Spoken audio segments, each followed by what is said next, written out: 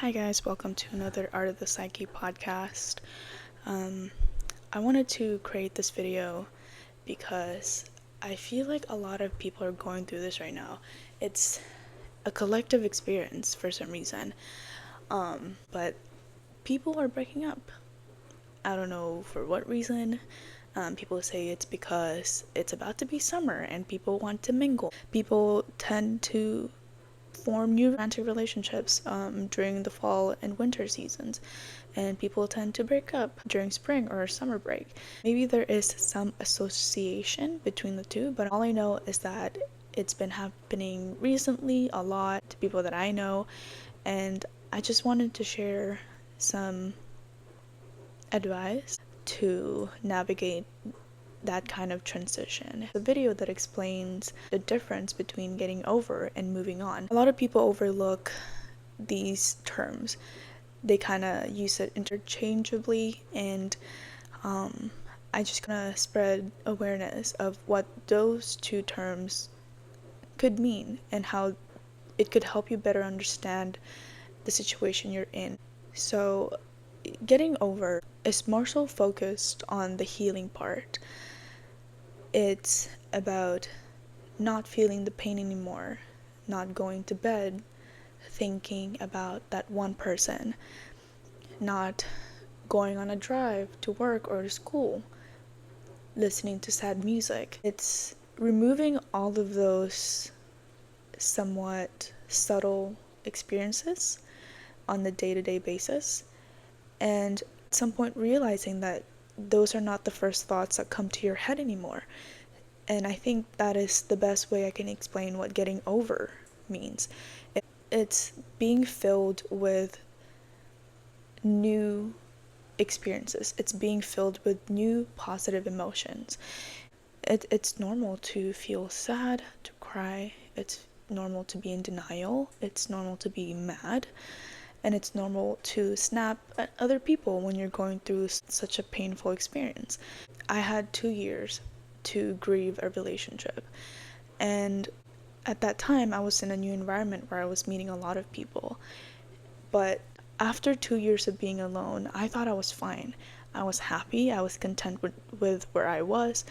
I wasn't thinking about this person anymore. When I see places that we've been to, when I see things that experiences that we've shared together, he's not the first thought anymore, because during that 2 years that I was grieving this relationship, I found a way to fill that time, fill those routine habits of speaking to this person every day. And they say time doesn't heal everything. It only heals you when you choose to fill that time with something that makes you happy, something to replace the routine that you've had with this person. So yes, time will pass, time will lessen the pain, but it doesn't really go away unless you decide what you do with that time. And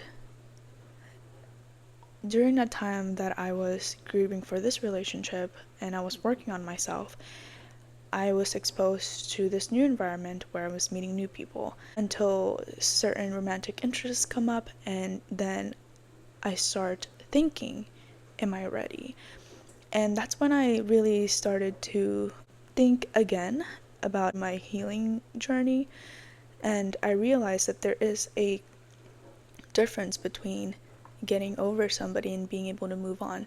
Some people don't get over somebody else, they just move on to another person. And I think men can speak to this as well, that the way that men cope is through jumping to another relationship and filling that void with another person's presence.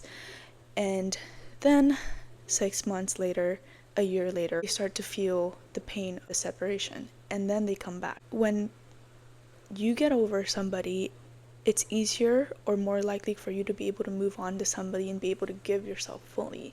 But when you haven't done any of the getting over, when you haven't done the work to be full again, to be able to pour love to somebody else or to something else, you'll just go back to square one. if you haven't done the work, you're not gonna get too far in a new relationship. That's what getting over is like, when that presence is not prominent in your consciousness.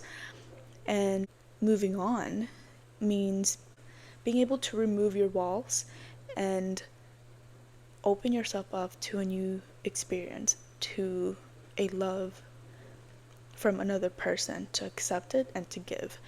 So that is how I kind of distinguish and kind of break down the process of healing. If you are just experiencing a separation, in order to start your getting over process, it's really important to set up a strong defense wall for yourself. When we've built a habit with somebody else, so pretend if you're in a long distance and you call each other every night at 10 p.m., you start building neural connections where as soon as it hits 10, you're looking at your phone. And this is not something that's conscious. This is something that's happening in your subconscious because it's a habit. You've built that over time. And so your brain takes less energy to do it, to process it, because it's been so ingrained in your daily habits. Habits are very hard to break. And it takes more than a conscious mind. It takes behavioral measures so that you don't succumb to your subconscious and rely on those habits, because the more you rely on that, it will slow you down from the process of healing. So as soon as it's ended, set up these barriers. You can think about it in a way that you're protecting yourself from them, or you're protecting them from you.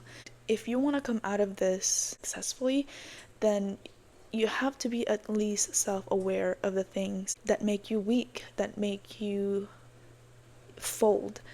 Because without those self-control, you're never going to get to the end of the tunnel. And what those self-control, those boundaries look like could be blocking that person's phone number. Even if you end mutually and it was a good relationship, you can't win against your mind, because your subconscious, no matter how happy or how relieved you felt after that breakup, your mind will always expect that call at 10 p.m.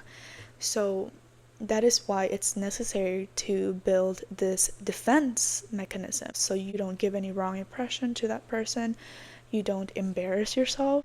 Blocking that person's contact also has some power to increase my self-esteem. If I know that this person is blocked and they cannot send me messages, they cannot call me, then I can create scenarios in my brain thinking that, oh, this person might be calling me right now at this time, at 10 p.m. This person might have sent me a good morning text in the morning, but I'm not receiving it. It's kind of deceiving yourself and think that you're the one being sought after. It's a trick, but blocking that person as soon as you've said your goodbyes will help you in the long run. When you're building this firewall, you need to start from the very extreme and then you fade it out. So do yourself a favor and get rid of anything related to them. Out of sight, out of mind. Once you feel that you're more comfortable at where you're at, then you can start decreasing the level of that firewall, because you don't want to rely on this barrier forever. At some point, you want to be able to walk down the street and then see this person and not feel anything. It's completely possible. You just have to do the work.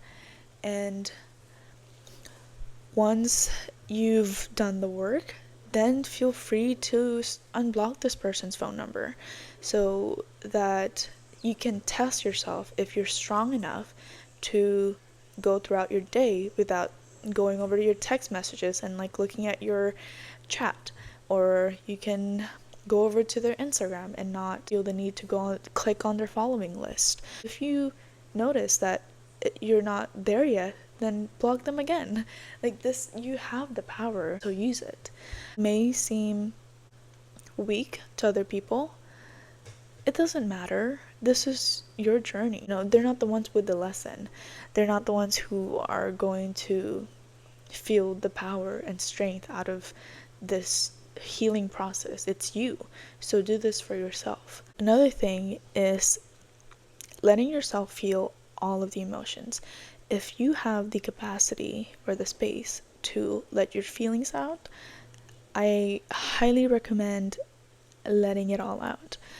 If you're seeing a TikTok video and then it talks about a couple or a love story, or it talks about a breakup advice, and that's not out of your control at that point. It's your algorithm. But at the same time, like, if you know that your algorithm is about that content, then get rid of social media. But if this comes out of nowhere during your healing journey, and all of a sudden you feel the emotions riling up, it's coming up again, you feel a punch in your throat, then feel it. Allow yourself to feel every single pain. The pain is what's going to make you stronger. It can get very heavy, it can get very emotional, but if you have the space and if you have the time, I highly recommend just sitting with yourself, crying yourself out until there's no more tears left. Because what you don't want to happen is to forget about it and not go through the process, and all of a sudden it will knock you off your feet.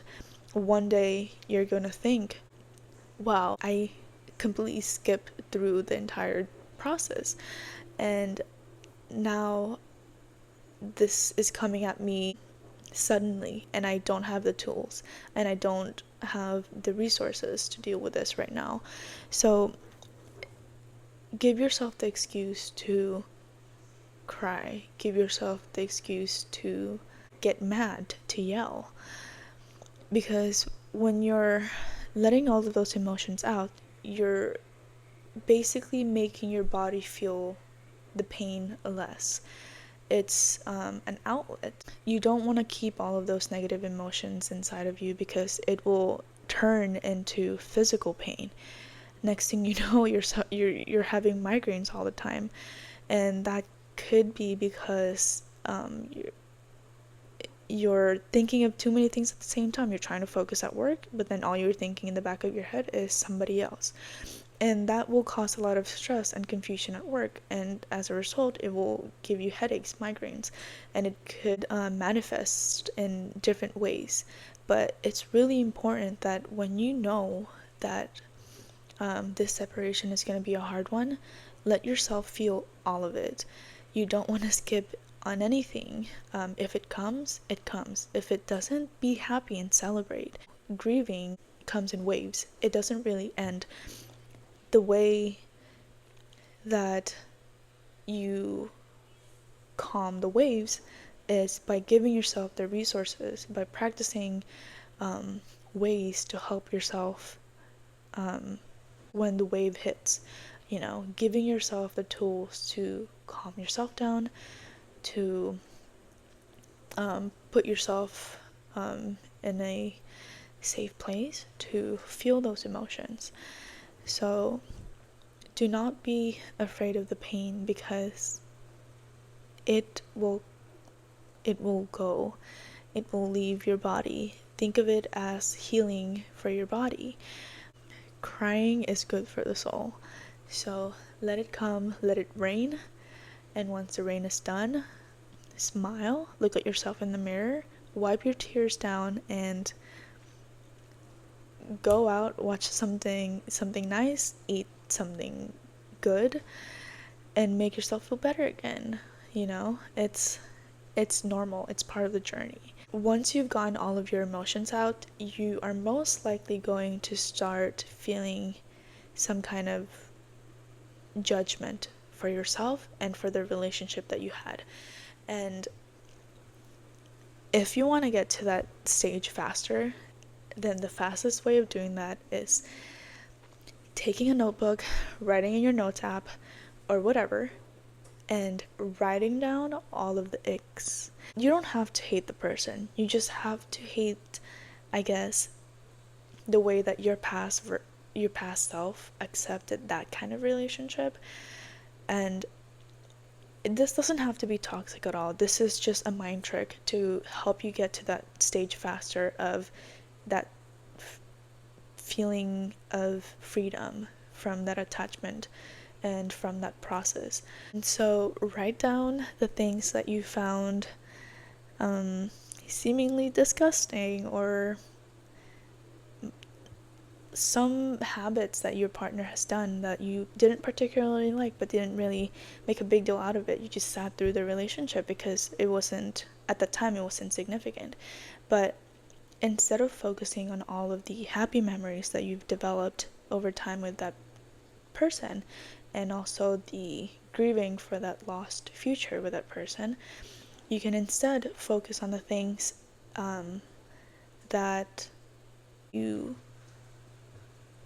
could have dodged. You know, people say you've dodged a bullet. Emphasize that instead of thinking of the happy moments all the time. Think about how, had you stayed long enough, this person could have cheated on you. So it came at a perfect timing that you gave out first. And so this person, didn't have to cheat on me. Instead of thinking of the what if, what if it could have worked out? Or what if I had done this differently? Think about the pros of leaving that relationship. But this is one thing that has helped me. After you've kind of shifted your focus from the what ifs into thank God, use that newfound motivation to work on yourself. Start going back to the gym, start eating healthier, start sleeping better. Just start investing in yourself. And I think this naturally comes anyway. Once you've been in that rut for a really long time, at some point you'll just realize, I don't want to be like this anymore. I'm dragging everybody else's moods when I hang out with other people. I'm sad all the time. I'm getting acne. I'm gaining weight. At some point, hopefully, you'll come to your senses and you'll find that motivation intrinsically that you don't want to be that person anymore. You're done grieving. As soon as you feel like getting out of bed and going out, go out. Don't ignore those feelings, because again, it comes down to habit. When you've been in that rut for a couple of months now, it's gonna turn into a habit. Do not wait for another day, because it's also going to help you. It's going to give you that stepping stone to start making the changes. Even if you just go out for 5 minutes and you breathe in the fresh air, you take in the sunlight, and then you go back home, it's going to prime your brain into being excited about that short piece that's going to be your next dopamine. So take advantage of it as soon as you feel it, as soon as it comes to you. Just go and take it, grow it and nurture it, and keep it sacred, protect it. This is your energy, this is your love for yourself. So really, really take good care of it. You've been giving so much. Even after, you're still giving because you're taking time out of your day to grieve this relationship, even though you're not in it anymore. So it doesn't end with just the goodbye. It ends when you decide that you're done. You're done moping around, you're done wallowing, you're done being sad. I hope for everybody that it comes sooner than later. Let me just say that it's okay to be selfish. If during this time you're paying less attention to your other responsibilities with your family or your friends or your career, your work, it's okay, because life happens for everybody, and not everybody is on the same level of strength when it comes to coping. So accept who you are and accept your capabilities, and once you've accepted it, look for ways to better yourself. How do you make yourself stronger so that you're not, knocked down right away as soon as these things happen to you again, because it's going to happen again. Nothing is promised. No matter how good a relationship makes you feel, nothing stays. And it's a very pessimistic way of thinking, but I see it more as being realistic. The more realistic you are, I feel like the more protection you have against these sorts of life events, and it makes you more durable against pain. So it's okay to be selfish. What matters is that after you've taken the time to recover and after you've taken the time to build yourself up again, what matters is you giving back to the people who were patient with you, who lent their ears and shoulders to listening to you. It's giving back to those people who kind of walked you through that process and being present with them, because that was the whole reason why they helped you in the beginning, is they want you to come back. They want you to be yourself again. So as soon as you feel comfortable, and there's no timeline to this, there's no deadline, as soon as you feel you're able to walk on your own again, don't forget to give back to those people who helped walk you through the experience. Let me just end with another tip. If you feel uncomfortable or you feel like you're being a burden by sharing this pain with other people, I suggest going to therapy. And I know that this is not accessible to everybody, but if you have the capacity to speak with a therapist, I would highly recommend doing that instead of sharing all these wounds, all these pain with a friend. Sometimes it's unhealthy to pour everything to a friend, because your friend is meant to encourage you, not to take in and receive all of the trauma dumping. So do it as a favor for yourself and your friend, to seek out other people outside of your immediate circle whenever you're going through something private like this. And it's also beneficial because the more private you are about this process, the less it'll come back to you. Because sometimes, depending on how comfortable your friends are with you, sometimes when you're out for drinks, they'll bring up something that was very traumatic to you. And it doesn't have to be from a bad place. It could be just something that they thought you were comfortable with, but sometimes you don't even know yourself. You could be out with your friends and they get the impression that you're over it and you've moved on with somebody else, but sometimes they will bring it up, and you can't blame that on them because they've been a part of your life, and that's what comes with it.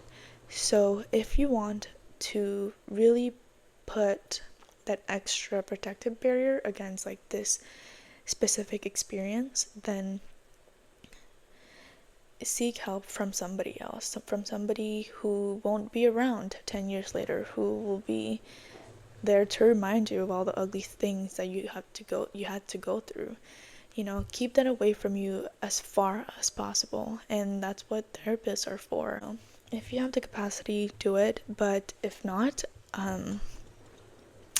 trauma dumping to strangers is not that bad. If you're out in a coffee shop and you meet a person, share it with them, because the chances of meeting that person never again is almost a 0%. So if you guys don't live in the same city, obviously, go travel and trauma dump to other people, because for other people that could be a lesson to hear from, because they don't know you personally. So it's not that trauma is not really going to stick to them. It's going to come out as a lesson, like, oh, this I've met this person and they experience this. They won't necessarily feel the same pain compared to a friend who's receiving all of this pain because they can see you and they know you. But if they don't know you and they just know what had happened and you're telling it from a factual perspective, from a less personal perspective, they won't think twice about how, it's going to affect them negatively. So if it's difficult to look for a therapist, then I would suggest going out to different places where you can easily meet new people who are open and you feel safe to converse with them about things like this. And yeah, be open. Who knows what your experience is going to teach another person. So yeah, there's also some charm to that. Go travel and trauma dump to strangers. But yeah, I think I've said enough, and I hope that this video will reach some of you who are going through that same experience of separation with a special somebody. And don't forget, that life moves on, life will carry on, and there is a future you waiting for you to meet them, and there's a younger version of you who is rooting for you to, get over this stage and be happy again. I'm wishing you all the best in this journey, and if you've listened this far, I really appreciate you and I thank you. And I'll see you again in the next video.